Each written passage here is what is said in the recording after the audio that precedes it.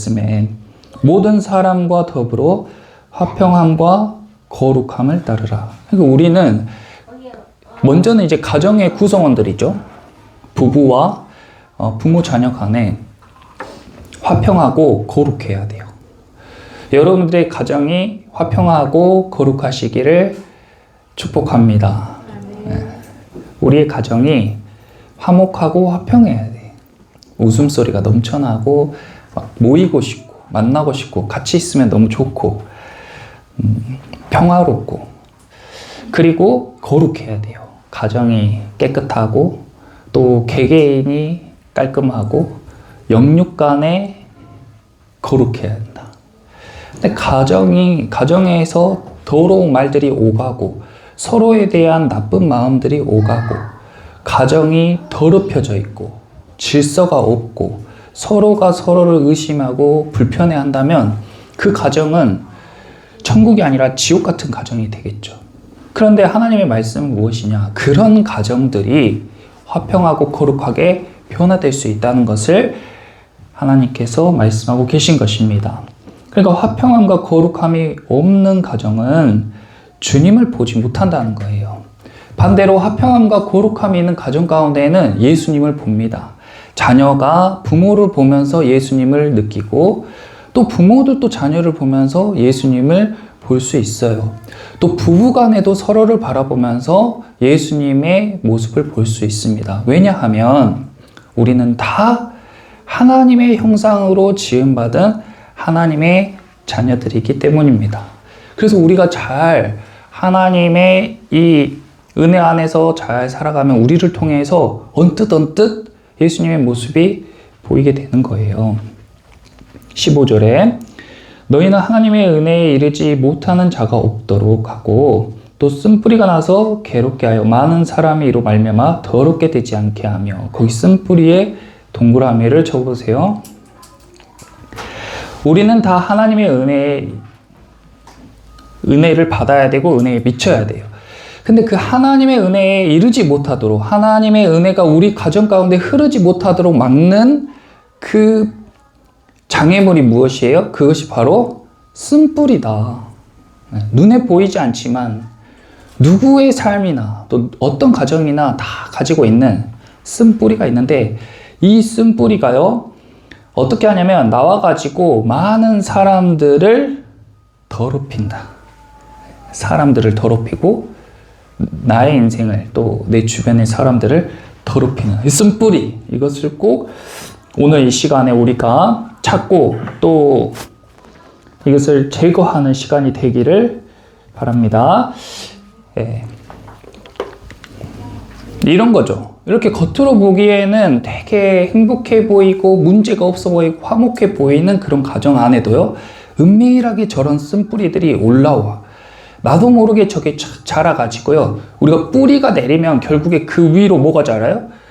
그 위로 나무가 자라가지고 반드시 열매를 맺게 됩니다. 근데 우리는 열매를 자꾸 나쁜 열매들을 떼내고 나쁜 열매를 제거하는 것으로 우리의 삶이 바뀌지 않아요. 왜냐하면 쓴 뿌리가 계속 존재하기 때문에 언제든지 열매가 맺힐 수가 있는 거예요. 내가 아무것도 아닌 일에 버럭 화가 날 때가 있고 짜증스러울 때가 있고 집에 가기 싫을 때도 있고 서로가 너무 미울 때도 있잖아요. 그런데 늘상 그런 게 아니라 어느 시점에 나도 모르게 그렇게 반응하는 나를 바라보잖아요. 아니면 그렇게 반응하는 배우자, 그렇게 반응하는 자녀를 바라보잖아요. 그들의 마음 안에 영적으로 보이지 않지만 쓴 뿌리가 깊게 자리하고 있기 때문에 어떠한 사건, 어떠한 환경에서 그 열매들이 툭툭 튀어나오는 거예요. 그래서 우리는 그 열매를 바라보고 가지치기 하는 데 열중할 게 아니라 뿌리를 뽑아버려야 된다. 뿌리를 찾아서 다 뽑아버려야 된다. 근데 뿌리 뽑기가 쉬워요? 어려워요? 어려워요.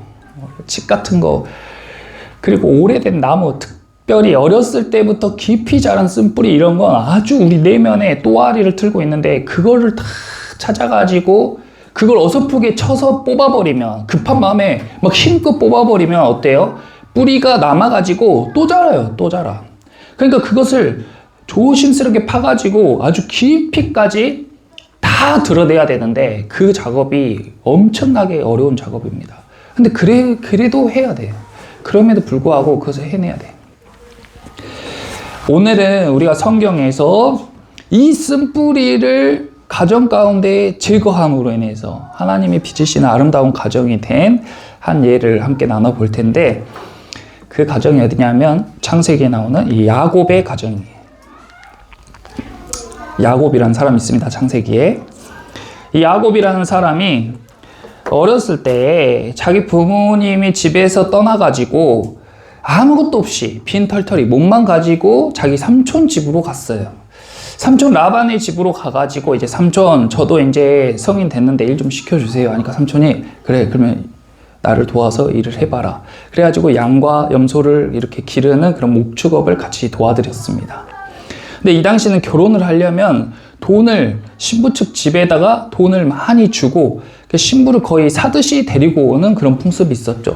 근데 야곱이 결혼을 해야 되는데 돈이 없잖아요. 그러니까 삼촌 집에서 7년을 열심히 일해가지고 삼촌의 딸 라헬이라는 사람을 이제 신부로 맞이하기 위해서 7년을 하루같이 열심히 일을 했습니다. 삼촌도 7년 동안 너가 열심히 일하면 너의 일한 몫으로 내 딸을 주겠다고 약속을 한 거예요. 그래서 이 라헬과 결혼을 하려고 야곱이 7년 동안 열심히 일을 해가지고 드디어 7년째 되는 날 이제 딱 첫날 밤을 지냈는데 자고 일어나 보니까 자기 옆에 자고 있는 여인이 자기가 사랑하는 라헬이 아니라 그의 언니인 레아였던 거예요. 깜짝 놀랐죠. 그래서 삼촌을 찾아가서 이게 어떻게 된 겁니까? 하고 물었는데 삼촌이 우리 전통으로는 동생이 먼저 결혼하는 법이 없다. 그러니까 언니를 먼저 시집 보냈다. 이렇게 이야기를 한 거예요. 그러니까 야곱의 입장에서는 너무 어이가 없고 황당하죠. 나는 라헬이랑 결혼하고 싶었는데 왜 레아를 신부로 보내줬습니까? 하고 따지니까 걱정 마. 일주일 있다가 라헬도 너의 신부로 내가 줄게. 대신에 7년을 더 일해야 돼. 그래가지고 어쩔 수 없이 야곱은 일주일 뒤에 라헬도 신부로 맞이하고 삼촌 밑에서 7년을 더 일했어요. 그러니까 14년을 무보수로 일한 거예요. 삼촌 밑에서. 그 사이에 삼촌의 사업은 잘 돼서 부자가 됐어요. 그러니까 삼촌은 계속 야곱을 보내고 싶지가 않았죠. 그렇게 야곱의 가정이 이루어졌어요. 그래서 처음 스타트부터 꼬인 거예요. 삼촌의 독단적인 선택으로 인해서 야곱의 인생과 그의 신부인 레아와 라헬 가운데에 그 쓴뿌리 씨앗이 딱 뿌려진 거예요. 스타트부터. 그래가지고 결혼을 해서 이제 생활을 하는데 야곱은 라헬을 사랑했죠. 그러니까 야곱은 라헬이랑만 맨날 저렇게 잘 지내고 레아를 보면 냉랭해. 말투도 냉랭해. 말도 안 해. 싸늘함이 막 이렇게 퍼져가. 그러니까 레아가 너무 속상해가지고 어떻게 하면 남편의 마음 좀 얻을 수 있을까? 그 당시에는 신부가 남편을 할 수 있는 최고의 일이 뭐예요? 아들을 낳는 거죠. 그래서 열심히 아이를 낳았어요. 아들만 6. 그랬는데 아이를 낳고 나도 남편이 도무지 자기한테 눈길을 안 주는 거야. 그러니까 레아는 늘 어둡고 늘 슬퍼요. 자기가 원한 결혼도 아니었어. 하지만 시집을 왔으니까 남편이랑 잘 지내보려 했는데 남편은 나에게 눈길도 안 줘. 남편의 아이를 6이나 낳았어. 그러니까 이 어머니의 슬픔이 다 누구에게 전달되겠어요? 이 어머니의 슬픔이 그대로 다 아이들에게 또 전해지는 거예요. 그럼 아이들의 마음에 또 쓴뿌리가 심겨져요. 자기들도 모르게. 그러니까 이게 얼마나 꼬인 거예요. 야곱은 여기까지 신경 쓸 겨를이 없어. 그렇게 레아는 아들을 6이나 낳고 라헬도 늦었지만은 아들을 낳았어요. 그래서 야곱이 이 요셉이라는 라헬이 요셉이라는 아이를 낳았는데 이 야곱의 마음에는 얘만 내 자식인 거야. 얘가 그냥 내 장자야. 그러니까 요셉만 예뻐하고 요셉한테만 좋은 옷 사주고 요셉한테만 다 잘해줘. 그리고 레아가 낳은 자식들은 맨 일만 시키고 돌보질 않는 거예요. 안 그래도 그것이 마음의 상처였던 레아의 자녀들이었는데 어느 날 열심히 일하고 있는 이 형들의 모습을 보고 요셉이 아버지에게 가서 아버지 제가 형들이 일하는데 가봤는데 형들이 이렇게 잘못하고 있었어요 하고 형들의 잘못을 또 잃는 거예요. 그러니까 이 야곱은 또 형들만 혼내겠죠. 그러니까 이 형들 눈에 요셉이 얼마나 눈에 가시겠어요. 그러니까 형들과 요셉의 사이가 안 좋았다. 이 부모 입장에서 자식들이 사이 안 좋은 것만큼 가슴 아픈 게 또 없잖아요. 이렇게 어머니가 다르고 그리고 형제들 간의 이런 사랑으로 인해서 깊은 갈등이 생겨난 야곱의 가정에 큰 사건이 터지는데, 그게 무슨 사건이냐면 어느 날 요셉이 형들에게 좀 사랑받았으면 하는 마음에서 그랬는지, 아니면 그냥 필요에 의해서 그랬는지, 형들이 일하고 있는 곳에 도시락을 좀 이렇게 도시락을 좀 전해주라고 보내요. 그래서 요셉은 아무 생각 없이 형들이 일하고 있는 곳에 도시락을 들고 가는데, 멀리서 요셉이 오는 걸 보고 이 형들이 그동안 쌓였던 분노가 팍 터지면서 지금이 기회다. 저 녀석의 분풀이를 다 해버려야겠다. 그래가지고 저 자식을 어떻게 할까 서로 궁리하다가 저 물이 없는 깊은 구덩이에다가 동생을 던져버립니다. 그리고 자기들끼리 얘를 죽일까 살릴까 논의를 해요. 그러던 중에 마침 애굽으로, 이집트로 가고 있는 노예 상인들이 지나가는 것을 보고 형들이 저 노예 상인에 팔아버리자. 그래가지고 요셉을 노예 상인에게 팔아버립니다. 그리고 옷을 다 찢어가지고 마치 짐승에게 잡아먹힌 것처럼 분장을 하고 자기 아버지에게 찾아가요. 그렇게 요셉은 아주 사랑받고 부잣집 도련님처럼 살다가 졸지에 다른 나라의 노예로 팔려가요. 그러니까 이 가정에 이제 완전 풍비박산이 났겠죠? 형제들은 이 피 묻은 옷을, 요셉의 옷을 가지고 가서 아버지에게 거짓말합니다. 아버지는 하늘이 무너지는 것 같았겠죠. 이때부터 이 가정은 이제 풍비박산이 나고 지옥 같은 삶의 시작인 거예요. 그것이 이렇게 눈에 보이지 않는 이 쓴뿌리들로 인해서 왜 내 인생에 이런 일이 생기는 거야. 14년 동안 무보수로 일해가지고 이제 겨우 좀 잘 살아보려고 했는데 내가 사랑하는 자식이 죽다니 얼마나 끔찍한 일입니까? 우리 가정 가운데 내가 사랑하는 자식이 사고로 죽었다고 생각해 보세요. 이 아버지는 아무것도 모르죠. 형제들이 설마 자기 동생을 죽였을까 상상도 못했을 거 아니에요. 그리고 형들은 그 눈에 가신 요셉이 사라지면은 속이 시원할 줄 알았는데 속이 시원했겠어요? 자기들 손으로 종으로 팔아버린 그 요셉 때문에 마음이 불편했겠죠. 그리고 요셉은 형들에게 도시락 배달하러 갔다가 졸지에 노예로 팔려가서 노예살이를 하기 시작한 거예요. 이렇게 이들의 가정 가운데에 엄청나게 비극적인 일들이 펼쳐집니다. 그런데 이 가족은 하나님을 믿고 하나님의 뜻을 따르기를 원하는 가정들이었잖아요. 그러니까 이 가정 가운데 하나님이 이제 일하시기 시작하고 이들 가운데 있는 이 쓴뿌리를 하나님이 이제 제거를 하시는데 각각, 그러니까 한 사람들만 요셉을 종으로 판 것이 형제들의 잘못이다라고 단정 지을 수가 없는 거잖아요. 우리가 이 스토리를 봤을 때 형제들만 잘못했다고 지적하고 형제들에게 벌을 준다고 이게 끝나는 게 아니라고요. 그것이 바로 열매를 떼어버리고 가지를 치는 행동이에요. 그러니까 그것은 굉장히 근시안적이고 영적이지 못하다. 그러니까 그 이면에 있는 쓴뿌리를 제거하는 과정은 어떻게 되냐? 시간이 필요하고 그것을 서두에 이야기했다시피 뿌리 끝까지 찾아가지고 다 걷어내려면 일단은 이런 과정이 필요해요. 먼저 아버지인 야곱은요, 자식을 잃었죠. 자식을 잃고 나서 살아가는데 또 형에게 생명의 위협을 느끼고 그리고 어떤 사건으로 인해서 환도뼈가 부러져요. 그래서 장애를 얻게 됩니다. 야곱이 장애인이 돼요. 사랑하는 자식도 잃어, 장애도 갖게 돼. 그리고 형으로부터 생명의 위협도 받아. 그 외에 자식들의 많은 문제로 완전 이 사람이 폭삭 늙어버려요. 완전히. 그리고 또 형제들은 어땠냐? 형제들 중에 대표적으로 유다라는 형제의 삶이 구체적으로 나오거든요. 그 유다가 집이 너무 싫어가지고 다른 지역으로 떠나버렸어요. 독립을 했어요. 그리고 그 지역에 있는 이방 여자와 결혼했어요. 그리고 아들을 셋을 낳았는데 이 아들을 결혼시켰더니 첫째 아들이 결혼해가지고 아이를 갖지 못하고 죽었어. 하나님이 그 아들을 죽이셨어요. 그래서 이때 풍습에 따라서 이 며느리를 둘째 아들에게 다시 시집 보냈어요. 둘째 아들이 이 첫째 형의 와이프와 다시 결혼했습니다. 근데 이 둘째 아들까지 하나님이 죽여버리신 거예요. 그래서 아들이 이제 하나 남았어요. 이 하나 남은 어린 아들을 며느리에게 시집 보내는 게, 장가 보내는 게 정상인데, 이 며느리가 자기 자식 다 잡아먹는 며느리인 거야. 그러니까 계속 핑계를 대면서 미뤘어요.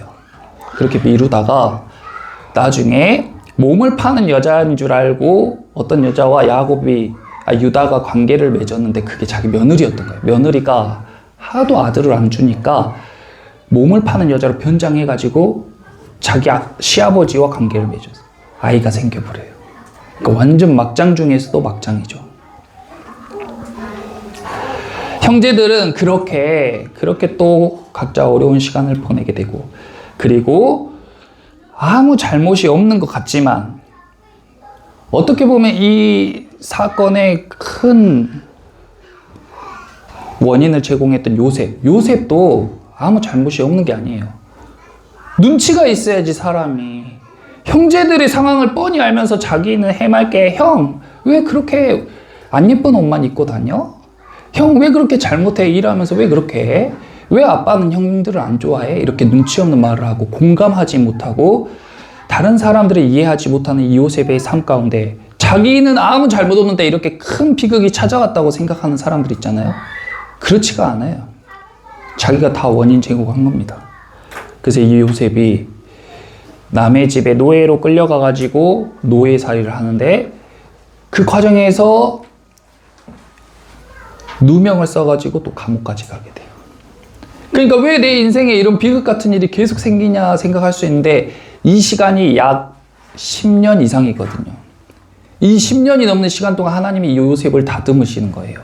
사람들이 보기에는 비극 중에 비극이에요. 아무 잘못도 없는데 형들 때문에 이런 엉망진창인 삶을 살게 된 인생처럼 보이지만 하나님의 계획 안에서는 요셉을 빚으시고 계시는 시간이라는 거예요. 그래가지고 애굽의 감옥에서 요셉이 극적으로 애굽의 대통령이 됩니다. 하나님의 인도하심. 그 10년의 시간 동안 요셉을 총리로 세우시려고 준비시키는 기간이었던 거예요. 그렇게 그 안에 있는 쓴뿌리들을 다 탈탈 털어내고 준비시키고 이 가정 안에 있는 쓴뿌리를 제거하는 시간이 10년 이상 걸린 겁니다. 그 과정 가운데 이 가족들이 겪은 고통이 말로 다 표현할 수가 없죠.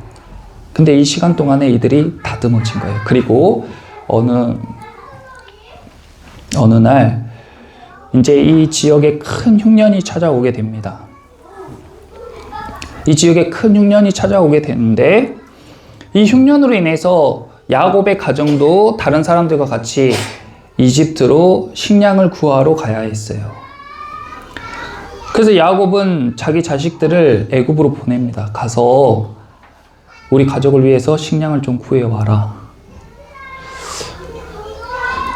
그래서 이 형제들이 애굽으로 향했어요. 애굽으로 가니까 애굽의 대통령이, 이 성경에는 총리라고 나옵니다.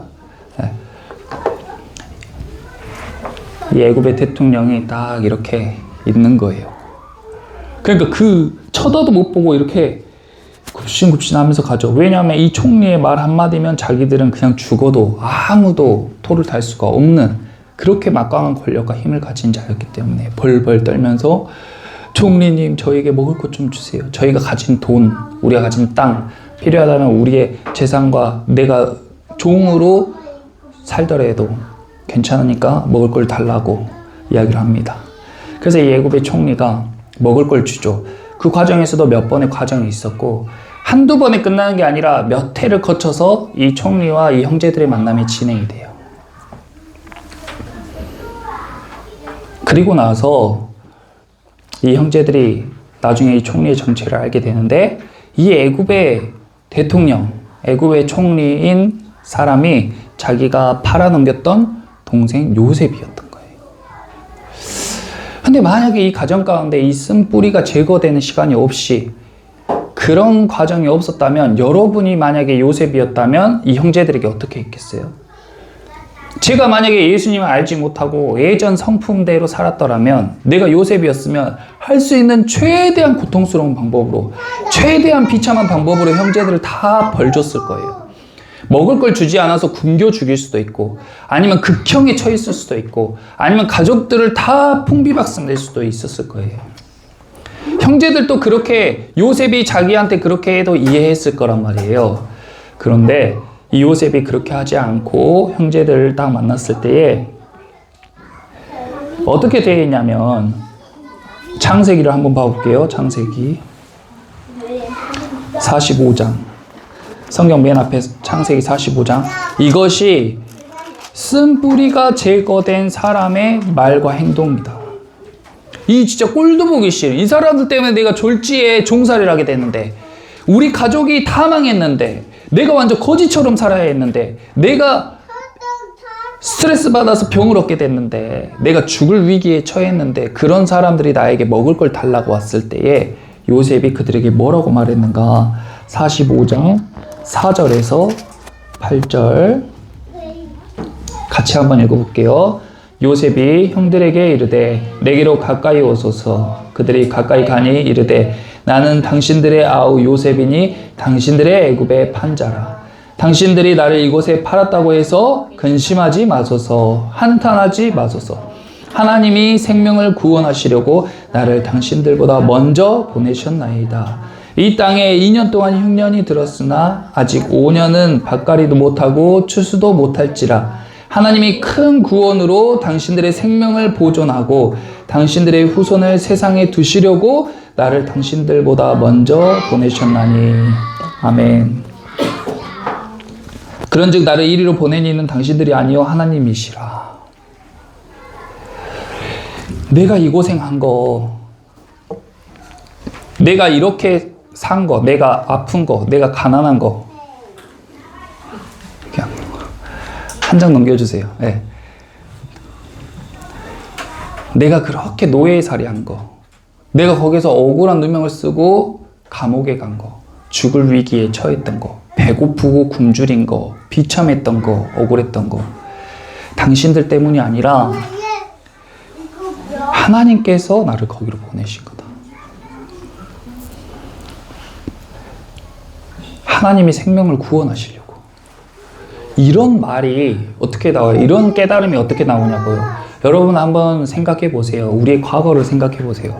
나에게 있었던 문제, 나에게 있었던 아픔, 나에게 있었던 어려움, 내 부모님에 대한 원망, 내 친구들에 대한 그런 분노, 원수 같은 자식들, 나에게 큰 어려움을 끼치게 한 사람, 또는 내 배우자, 내 자녀, 나를 힘들게 하는 여러 가지 것들, 나를 비참하게 하고 괴롭히고, 그런 많은 것들이 우리 삶 가운데에서 나를 스트레스 받게 하고 괴롭게 하고 살맛이 안 나게 하고 불평불만하게 하고 하나님을 원망하게 하는 그 요소들이요, 내 쓴뿌리가 다 제거되고 나니까, 상황은 너무 똑같은데 내 쓴뿌리가 다 제거나고 나니까 내 입에서 무슨 말이 나오냐면, 당신 때문이야, 아버지 때문이야 했던 내 입에서 하나님이 생명을 구원하시려고 나에게 그런 시간을 허락했습니다.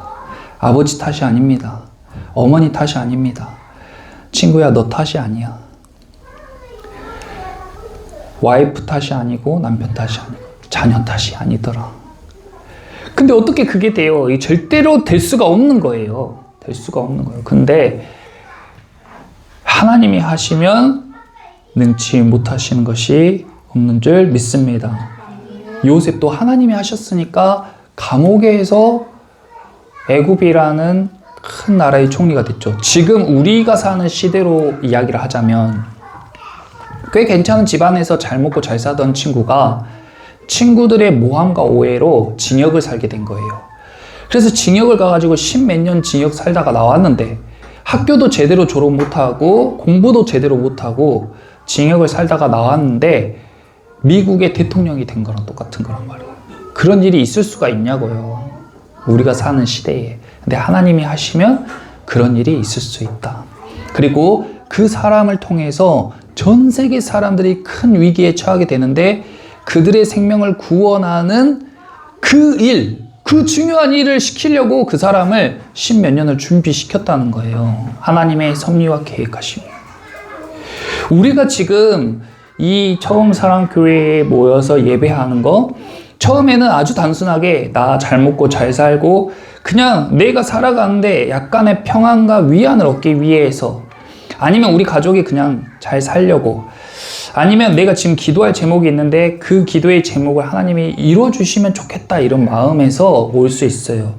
그런데 교회에는, 신앙생활은 또 하나님께서 우리에게 계획하신 것은 그렇게 단순하지가 않다. 내 안에 있는 나도 모르는 쓴뿌리들, 나에게 있는 그 발작 버튼, 나를 스트레스 받게 하는 거, 나의 예민한 부분, 그런 것들이 내 안에 있는 그 쓴뿌리인데 하나님이 그것을 드러내시고, 그리고 그런 것들을 태우시고 뿌리까지 뽑아내시는 작업을 하고 있는 거예요. 그렇게 우리가 다 그런 것들이 뽑혀 나가잖아요. 완전히 다른 사람이 되고 세상이 완전히 달라 보이면서, 그러면서 하나님이 우리에게 계획하신 그 일에 우리가 한 발짝 다가가게 되는 것입니다. 제가 주보에 일상에 흔히 보이는 쓴뿌리라고 생각나는 대로 적어봤는데, 이 외에도 뭐 너무 많겠죠. 말하지 않아서 쌓이는 서운함들, 반복되는 무시와 조롱, 그리고 공평하지 않은 집안의 역할 분담, 대화 부족, 인정받지 못할 때 노력의 상처, 이런 것들 다 너무 일상적인 거잖아요. 대수롭지 않아 보이는 거잖아요. 그런데 이런 게 쌓인다고요. 이런 게 자라난다고요. 그리고 이런 게 어느 타이밍에 열매가 탁 맺히면 그것이 우리 가정을 더럽히고 그것이 우리를 괴롭히는 열매가 돼요. 비교해서 생기는 아픔, 특별히 경제적인 스트레스, 배우자의 가족 문제, 신앙의 불균형, 결혼 전부터 있었던 마음의 상처, 양육 방식의 차이, 이건 다 제가 겪어본 것들이에요. 직접 겪은 것도 있고 제가 본 가정들에 일상적으로 있는 그런 쓴뿌리들. 근데 이런 것들을 대수롭지 않게 여기고 놔두면 그것이 반드시 깊이 뿌리 내려서 우리의 가정을 더럽히고 우리가 화평하고 거룩하게 하는데 걸림이 됩니다. 그러므로 우리가 함께 예배하고 기도하면서 그 쓴뿌리들을 제거해야 돼요. 그 쓴뿌리들을 딱 제거할 때 비로소 우리가 오늘 함께 읽은 히브리서 말씀, 다시 한번 히브리서 12장 말씀을 보고 오늘 말씀 마치겠습니다. 히브리서 12장 14절에서 15절. 이 쓴뿌리를 딱 제거해야 하나님께서 화평함과 거룩함을 우리 가정 가운데 허락하시고, 그리고 하나님의 은혜가 우리 가정 가운데 흘러 들어올 수 있도록, 그리고 하나님의 은혜가 이제 강줄기처럼 이렇게 흘러오잖아요. 근데 그게 계속 막혀 있었어. 여러분의 삶 가운데 하나님의 은혜가 막 흘러오는데 그게 막혀 있었다고요. 꼭두기 막힌 것처럼. 근데 그것이 뭘로 막혀 있었냐면 쓴뿌리들로. 그래서 그 쓴뿌리를 딱 제거하면은 거짓말처럼 그 은혜의 강물이 우리 가운데 슉 흘러와가지고 우리 가정을 채웁니다. 그리고 채우고 그 다 채우면 그 강물이 어떻게 되겠어요? 강물이 그 구덩이를, 우리 가정이라는 구덩이를 다 채우면 어떻게 돼요? 그 강물이 또 다시 다른 곳으로 흘러가는 거예요. 그렇게 우리는 축복의 통로가 되는 겁니다. 물을 이렇게 위로 쌓을 수는 없잖아요. 그러니까 우리에게 충만한 분량을 가득 채우면 우리를 통해서 하나님의 은혜가 또 다른 가정에 흘러가게 되는 것이 하나님께서 우리에게 복 주시는 방법입니다. 오늘 야곱의 가정이 10몇 년 동안 빙 돌아서 많은 어려움 가운데에 가족이 다시 하나 되고 거룩해지고 화평해졌는데, 저와 여러분들의 가정 또한 우리가 어떤 시련과 고난과 어려움이 있더라도 절대 하나님을 저버리거나 외면하지 마시고 믿음으로, 또 말씀으로, 기도로 여러분들의 쓴뿌리를 다 제거하시고 하나님의 은혜가 충만하게 역사하시는 귀하고 복된 가정들이 다 되시기를 예수님의 이름으로 축원합니다. 아멘. 우리 모두 자리에서 일어나서